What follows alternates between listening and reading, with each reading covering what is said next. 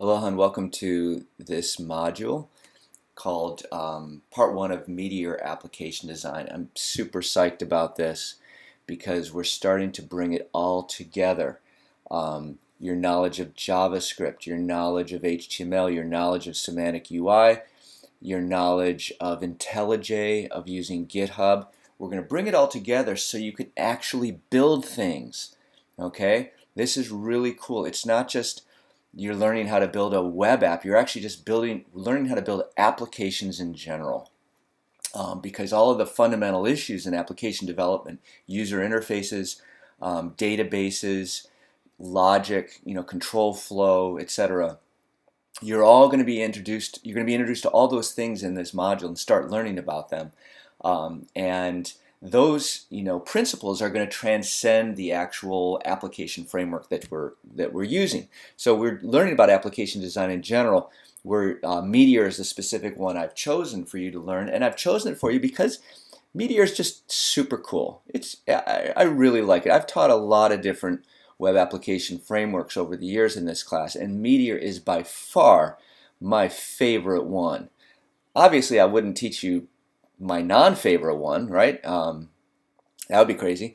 And so I think a lot of you are going to really enjoy this. I think some of you who have actually had experience in other web application frameworks, I'm really excited for you to experience Meteor because it's going to blow your mind in certain ways.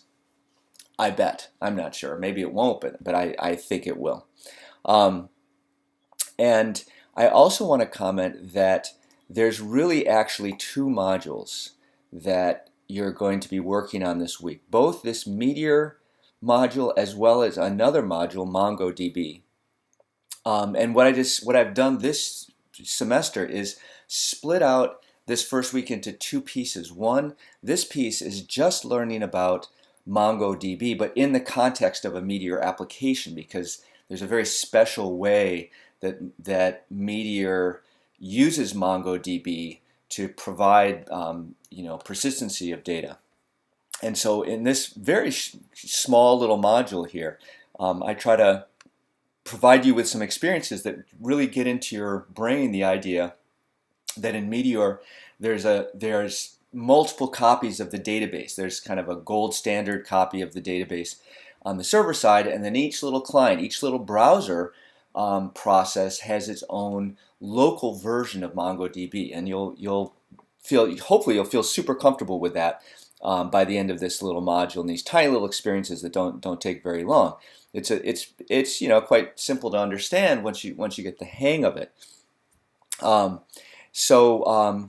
I have, as you can see, a lot. This is probably the most screencasts that I've had for any given module so far in the semester, and the reason is, this is kind of, to me, probably the single most fundamental issue with teaching Meteor, is there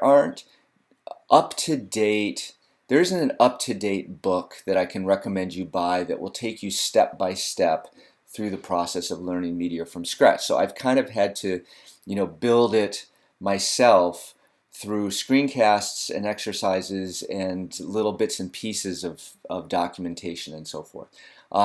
And the reason why there's not an up-to-date single tutorial reference manual is because, or book-long treatment, is because Meteor has really evolved a lot. It's now become much more stable than it was. A year ago, almost every 3 months, they were making fairly major changes to the framework. And that was in part to keep up with changes in the JavaScript ecosystem. Now things have kind of calmed down a little bit, which is great news. And yet, when you go look at other Meteor applications, when you look at sample applications on the web, for example, you might see applications. There's like at least 3 different ways you could structure a Meteor application, and so that can make life kind of confusing. Unlike, for example, Ruby on Rails, where there's this kind of default structure which they, specified from the beginning. There's a lot of different ways you can potentially structure a Meteor application, and in some ways that's a feature. It means that depending upon the complexity of your application, you can choose to do different things. In some ways it's a bug when you're a beginner because it's like, well, why is this so different from this other application over here? But once you kind of understand the underlying principles surrounding the way applications are structured, you'll see that all of these different structures are just kind of syntactic differences, and you'll know how to convert between them and so forth. So for this week, actually all I'm asking you to do, I'm not asking you to write any fresh code for this week. What I am asking you to do is to work through some tutorials, kind of replicating them locally on your laptop, and listening to them, struggling to understand what the tutorial person is saying, typing out the code, getting these applications to run. Kind of imagine yourself on a tricycle with your parent behind you, kind of pushing you along. That's what this week is about. And I'm sure at the end of this week you'll have questions, there'll be code that you typed in, you didn't quite understand why you were typing it in, but that's fine, okay? That's totally fine. Or, think of the first time you learned to play baseball and the coach stands behind you and, holds your arm as you swing through, right? That's what this week is about. We got the whole rest of the semester where you're going to start to learn to swing the bat by yourself and at least hit a single, maybe a double, who knows. And that will all come later. But for this week, the goal is to emerge with a decent sense of kind of the fundamental concepts of Meteor, and all the syntax and the API and all that stuff. There'll be a lot of ambiguity for you at the end of this week about that. Don't worry about that. We'll have another couple weeks where we go into more detail on all this stuff. So for this week, watch all the screencasts. Try to spend high quality time listening to them. Maybe take some notes while you watch them. Go through these tutorials, at least once, maybe a couple times, if that's helpful to you.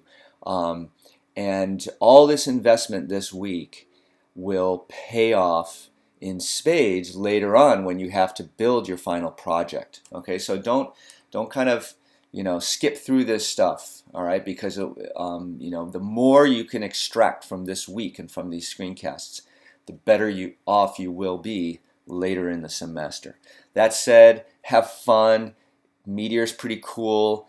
Don't be freaked out if some things go right over your head this week. Okay, that's okay. But try to get a decent feeling for the fundamentals.